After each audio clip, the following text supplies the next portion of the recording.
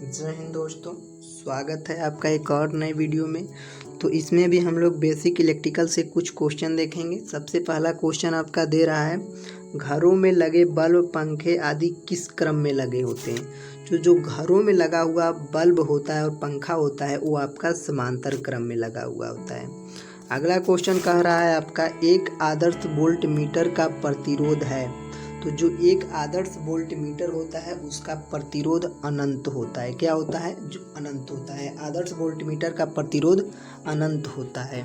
अगला क्वेश्चन आपका कह रहा है, वो ये कह रहा है, किसी परिपथ में एक बिंदु पर मिलने वाली धारा का बीजगणित जो बीज योग होता है वो आपका क्या होता है? वो आपका शून्य होता है।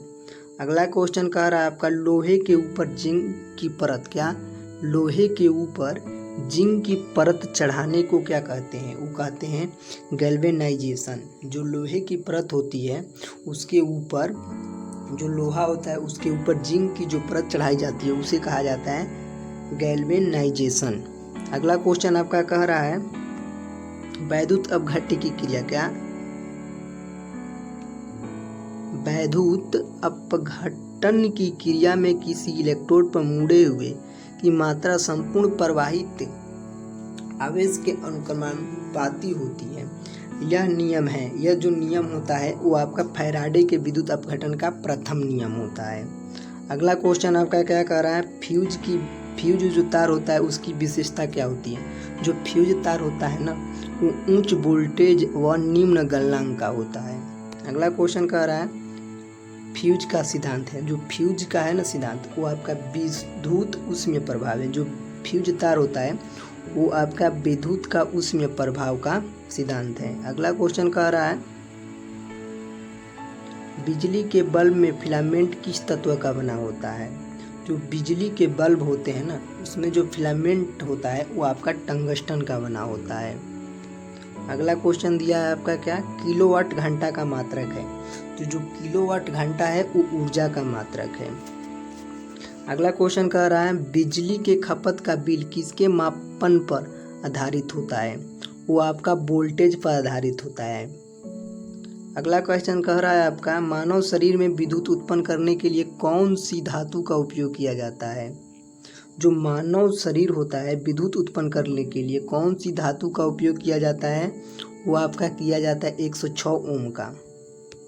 अगला प्रश्न आपका कह रहा है, प्रदीप्ति नली में सर्वाधिक प्रयुक्त गैस होती है। जो प्रदीप्ति नली में सर्वाधिक प्रयुक्त गैस जो होती है वो आपकी रासायनिक ऊर्जा होती है। अगला क्वेश्चन क्या कह रहा है? अगला क्वेश्चन कह रहा है, किरचॉफ की धारा निम्न पर आधारित है। जो किरचॉफ का नियम है वो आपका ऊर्जा संरक्षण के नियम पर आधारित है। अगला क्वेश्चन क्या दे रहा है, अस्थायी चुंबक को बनाए जाते हैं, यानी कि जो अस्थायी चुंबक होता है वो इस्पात के बनाए जाते हैं।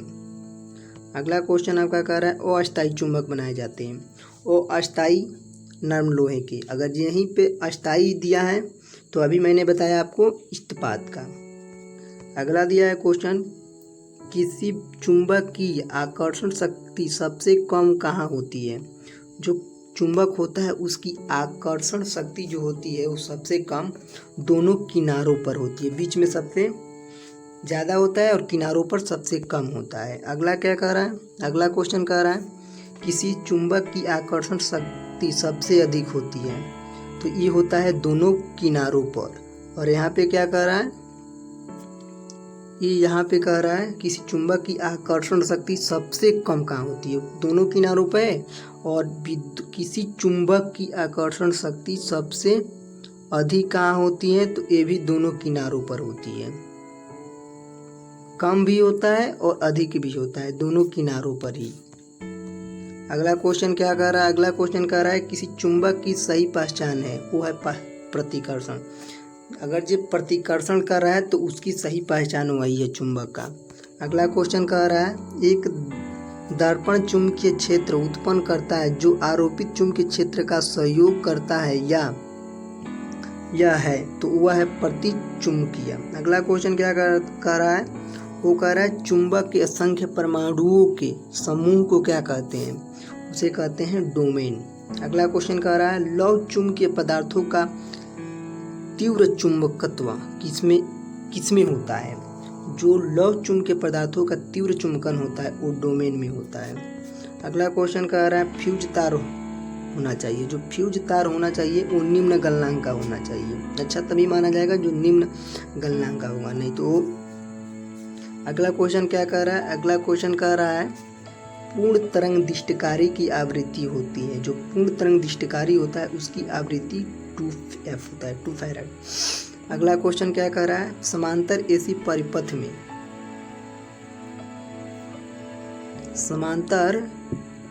एसी परिपथ में शक्ति गुणांक होता है। क्या होता है? कमेंट करके बताइएगा हमें। इसका जो आंसर होगा नेक्स्ट वीडियो में हम बताएंगे। अगला क्वेश्चन क्या कह रहा है? प्रतिरोधक होते हैं। जो प्रतिरोधक होते हैं वो न अच्छे गलनांक न विद्युत रोधी होते हैं। अगला क्वेश्चन कह रहा है सोल्डरन के लिए फ्लक्स किस प्रकार का होना चाहिए? जो सोल्डरन होता है वो फ्लक्स किस प्रकार का होना चाहिए? वो आपका जोड़ के क्षेत्रफल के बराबर होना चाहिए, यानी कि जो सोल्डरिंग किए जाने वाले जोड़ के क्षेत्रफल के बराबर होना चाहिए उसका फ्लक्स। अगला क्वेश्चन कह रहा है प्रतिवर्ती प्रतिरोधकों में टर्मिनल होंगे।